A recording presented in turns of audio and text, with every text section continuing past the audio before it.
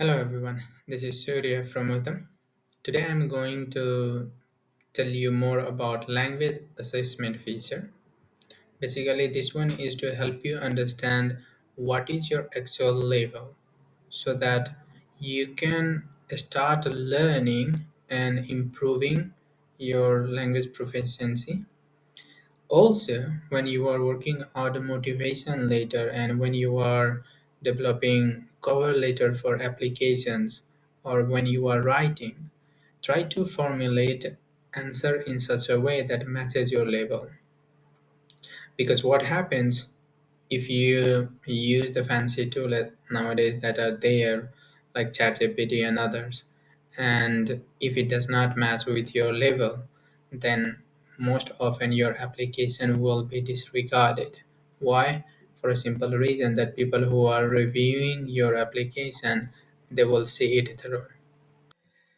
Another reason is that in the West, almost all universities are adopting tools to recognize whether applications or texts were generated by GenAI technology. If that is so, your application will go in a different category in the best case scenario.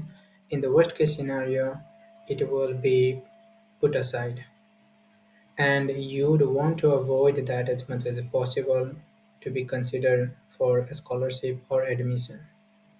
And also when you go for interview, they can see that what you wrote and how you speak, they are not matching. So it's very important that you know what is your level, and then from there you can start learning and tweaking your things based on that level, not to stay on that level but to grow from there. So answer quickly three questions and then it will help me assess my proficiency level based on the answer that I will provide here. Okay, so I have my answer ready. I try to write a paragraph for each question and then I just hit submit. Now it's showing that my level is advanced. I have a brief description of what it means. It means also. Now from here I can go create my motivation letter or practice IELTS writing beta that has been launched. In the next video I will show you how to create motivation letter for your application.